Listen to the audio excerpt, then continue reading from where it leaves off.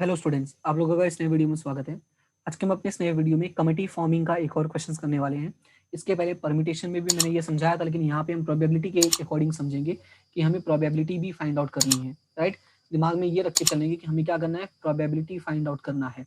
Okay, question start करते हैं। Question को समझने की कोशिश करते हैं कि क्या है, फिर उस आंसर को समझने की कोशिश करते हैं। क्वेश्चन में लिखा है 3 persons from medical profession and 5 persons from engineering profession offer service at a social organisation. Right, यानी कि 3 ऐसे लोग हैं जो मेडिकल सर्विस से हैं और 5 ऐसे लोग हैं जो इंजीनियरिंग सर्विस से हैं। ठीक है, इंजीनियरिंग प्रोफेशन से अपना सर्विस दे रहे हैं। कहाँ पे दे रहे हैं? किसी सोशल ऑर्गेनाइजेशन पे। तो यहाँ पे मैं लिख देता हूँ 3 मेडिकल एंड 5 इंजीनियरिंग। ठीक है, पहले मैं इतना लिख देता हूँ।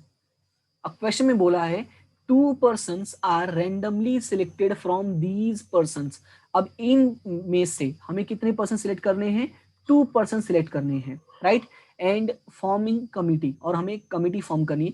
Find the probability that both the persons selected belong to the same profession. और हमें फाइंड आउट करता है कि जिनका हमने भी सिलेक्शन किया है वो कहाँ से हो, सेम प्रोफेशन से हो। तो इसको देखो कैसे सॉल्व करना होगा।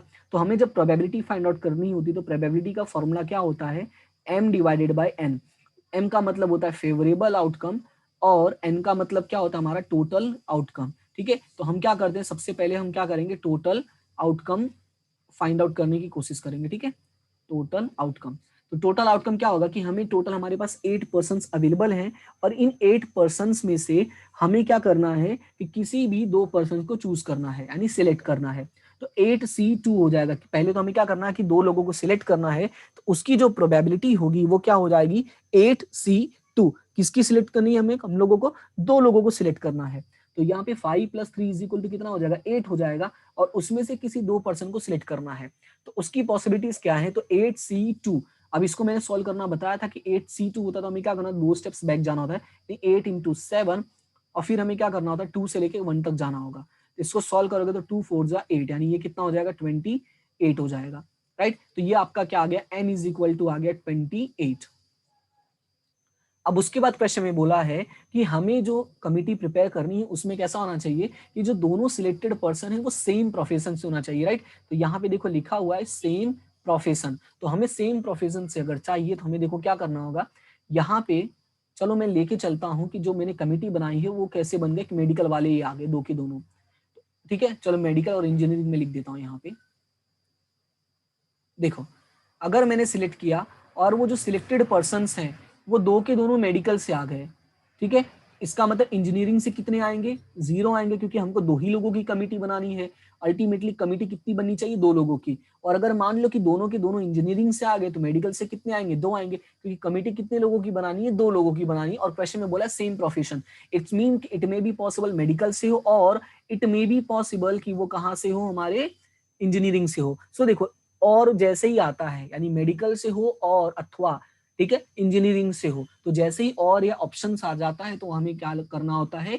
हमें दोनों को प्लस करना होता है। तो अब इसको देखो सॉल्व कैसे करेंगे। तो मेडिकल की बात करते हैं। तो मेडिकल में हमारे पास कितने लोग हैं? 3 लोग हैं। तो 3 में से 2 का सिलेक्शन कर लिया। राइट, यानी 3C2। और इंजीनियरिंग में कितने? 5, तो ये हो जाएगा 5C0। ये आ गया। अब और आया तो और क्या नहीं, प्लस करना है। उसके बाद सेकंड की बात करता हूँ। तो मेडिकल में कितने? 3 है, लेकिन उसमें से सिलेक्ट कितना करना है? 0 को करना है। ठीक है, और उसके बाद इंजीनियरिंग की बात करता हूं। तो इंजीनियरिंग में हमारे पास कितने लोग हैं? इंजीनियरिंग में हमारे पास हैं टोटल 5 लोग। तो यहाँ पे क्या हो जाएगा? 5C2 हो जाएगा। ठीक है, ये कुछ यूं। ठीक है, क्लियर हुआ इतना? अब एक चीज उसको थोड़ा सा ध्यान से देना, ये जो मैंने यहाँ पे प्लस लिखा नहीं है, मैंने प्लस क्यों लिखा है? इसका मतलब ये है कि मुझे टोटल 2 लोग चाहिए। तो अगर ये 2 है तो इसमें से कितने होंगे? 0 होंगे। तो एंड करके हो जाएगा, क्योंकि एंड इसमें से 0 हो जाएगा। और अगर इसमें से 2 है तो एंड इसमें से क्या हो जाएगा? 0 हो जाएगा। तो ये उस हिसाब से मैंने प्लस लिखा था, तो आप ये वाला प्लस मत समझ लेना। ठीक है, तो यहाँ पे मैंने एंड मतलब मल्टीप्लीकेशन, इसी वजह से मैंने एंड यहाँ पे मतलब मल्टीप्लीकेशन लिखा है। ठीक है, तो अब इसको सॉल्व करते हैं। तो 3C2, 3C2 का मतलब क्या होगा? 3 × 2 / 2 × 1। तो 2 2 कैंसल, और 5C0 क्या होता है यहाँ पे? सॉरी, 5C0 क्या होता है हमारा? 1 होता है। तो यहाँ पे हो जाएगा 3 हो जाएगा इसके, और इसको अगर सॉल्व करते हो तो ये कितना हो जाएगा? 3C0 यानी 1 हो जाएगा, एंड 5C2 यानी 5 × 4 / 2 × 1। तो ये 2 2 जा 4 हो जाएगा, तो यहाँ पे हो जाएगा 1 इंटू 10। तो एक्चुअल में ये कितना आया, इसको अगर मैं पूरा अच्छे से लिखता हूँ तो देखो ये कितना आएगा हमारा, एक मिनट इसको मैं ऊपर लिखता हूँ, हाँ इसको यहाँ पे हम लोग लिखते हैं कि ये 1 हो जाएगा और यहाँ पे 5 इंटू 4 डिवाइडेड बाई 2 इंटू 1, तो ये 2 2 जा 4 हो जाएगा, यानी 1 इंटू 10 हो जाएगा। तो अल्टीमेटली कितना आया, 3 प्लस 10, यानी टोटल कितना हो गया 13। इट मीन्स कि m इज इक्वल टू हमारा कितना है 13। तो P of A is equal to m divided by n, m की वैल्यू आ गई है 13 और n की वैल्यू हमारे पास 28 है। तो हमारा जो प्रोबेबिलिटी बनेगा वो क्या बनेगा, 13 डिवाइडेड बाय 28। ठीक है, क्लियर है इतना। तो इसी के बेस पे एक और छोटा सा क्वेश्चन मैंने ऐड किया, उसको भी हम लोग देख लेते हैं। तो यहाँ पे ये क्वेश्चन है बुक्स वाला। तो क्वेश्चन में क्या लिखा हुआ है, 3 books of statistics in 4 of mathematics are arrange on a shelf, 2 books are randomly selected from these books. अपने पास टोटल कितनी बुक्स हैं, 3 बुक्स हैं स्टेट्स के और 4 बुक है मैथ्स के। तो यहाँ पे मैं लिख लेता हूँ कि स्टेट्स के कितने हैं, 3 है, और मैथ के कितने हैं,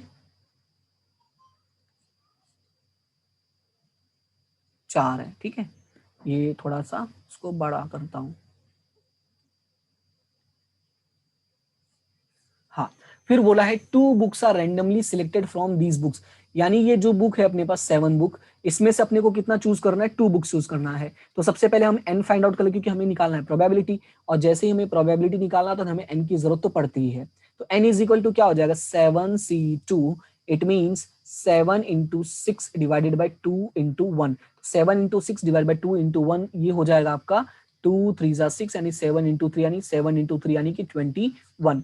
अब क्वेश्चन में क्या बोला है, क्वेश्चन में बोला है both the books selected are of the same subject, यानी सेम पॉइंट है कि जो भी बुक्स लो वो सेम सब्जेक्ट का होना चाहिए। अपने पास ऑप्शन कितने हैं, 2 ऑप्शन है, यानी स्टेट्स का ऑप्शन है और अपने पास मैथ का ऑप्शन है, यानी सेम वही बात करते हैं। अगर मान लो मैंने स्टेट में से ले लिया 2, इसका मतलब ये हुआ कि एंड, तो इसमें से 0 हो जाएगा, क्योंकि 2 इसमें से ले रहा तो इसमें से 0 की जरूरत पड़ने वाली है, क्योंकि हमारे पास टोटल कितना होना चाहिए, 2 होना चाहिए। मतलब ये हुआ कि 2 स्टेट्स की है तो ये मैथ कितना हो जाएगा 0, यानी ये कितना हो गया टोटल 2। और अगर मान लो मैंने मैथ में से ले लिया तो स्टेट कितना हो जाएगा 0। अल्टीमेटली हमारा कितना होना चाहिए, 2 ही होना चाहिए। अब बस यही करो कि इन दोनों को सॉल्व कर लो। स्टेट्स के कितने अपने पास 3 है, तो 3 में से 2 ले लिया, तो यानी मैथ वाला 0 हो गया, तो यानी 4C2। और ऑप्शन अपने पास अवेलेबल है, या तो मैं इस वाले को चूज करूं या तो मैं इस वाले को चूज करूं। ठीक है, तो ऑप्शन अवेलेबल है, तो इन दोनों के बीच में क्या होगा, इन दोनों के बीच में हो जाएगा प्लस, और इन दोनों के बीच में हो जाएगा मल्टीप्लीकेशन। ठीक है, अब मान लो कि सेकंड वाले ऑप्शन पे चलते हैं, तो सेकंड वाले ऑप्शन में मैथ वाला पहले चूज कर लेता हूं। तो मैथ वाली 4 बुक है, तो 4 में से 2 सिलेक्ट कर लिया, तो मतलब ये हुआ कि 3 में से कितना सिलेक्ट करूंगा 0। तो 3C2 कितना हो जाएगा, ये आपका हो जाएगा 3 इंटू 2 डिवाइड बाई 2 इंटू 1, और ये हो जाएगा 1। ठीक है, और यहाँ पे हो जाएगा 4C2, यानी कि 4 इंटू 3 डिवाइड बाई 2 इंटू 1, और ये हो जाएगा 1। अब इसको सॉल्व करते हैं तो ये हो जाएगा 3 प्लस ये हो जाएगा 2 3 6, 6 क्योंकि 6 इंटू 1 क्या हो जाएगा 6। तो 6 प्लस 3 इज इक्वल टू कितना होता है 9 होता है। इट मीन्स कि अपनी m की वैल्यू कितनी आ गई 9 आ गई है। तो अब यहाँ पे सॉल्व करते हैं, p of a is equal to m divided by n। m की वैल्यू कितना है 9 है और n की वैल्यू है 21। अब इसको अगर सॉल्व करते हो तो यहाँ पे 3 से कट की पॉसिबिलिटीज हैं, तो 3 डिवाइडेड बाय 7 हो जाएगा। तो ये आपका हो गया प्रोबेबिलिटी 3 डिवाइडेड बाय 7। तो इस तरह से हमें करना होगा जब भी हमें यहाँ पे आएगा कि सेम सब्जेक्ट करना हो तब, या सेम ऑब्जेक्ट सिलेक्ट करना हो। तो सेम ऑब्जेक्ट या सेम चीजें सिलेक्ट करनी हो तो याद रखना कि ऑप्शंस हमारे पास अवेलेबल हैं। तो ऑप्शंस अवेलेबल है तो बीच में क्या होगा, इन दोनों के हमेशा प्लस होगा। ठीक है, 2 ऑप्शंस के बीच में हमेशा क्या होगा प्लस होगा, और जो 2 चीजें हैं उनके बीच में हमेशा क्या होगा मल्टीप्लीकेशन होगा। ठीक है, लॉजिक भी मैंने समझा दिया है और याद कैसे करना वो भी चीजें मैंने समझा दी है। तो अगर वीडियो अच्छा लगे तो वीडियो को क्या करना है, लाइक करना है, अपने फ्रेंड्स के साथ शेयर करना है, और चैनल को सब्सक्राइब करना बिल्कुल भी ना भूलें। ठीक है, ये आपका छोटा सा आपकी तरफ से मेरे लिए क्या होगा सपोर्ट होगा। और इसी तरह से वीडियोस को देखते रहें, अपने दोस्तों के साथ शेयर करते रहें, और चैनल को भी सब्सक्राइब कर देना एक बार। ठीक है, बार बार नहीं करना है, एक ही बार करना होता है। ओके, और इसी तरह से हमेशा हंसते रहे, मुस्कुराते रहे और आगे बढ़ते रहे। मिलते हैं हम अपने नेक्स्ट वीडियो में नेक्स्ट टॉपिक के साथ। तब तक के लिए thank you so much and have a good day.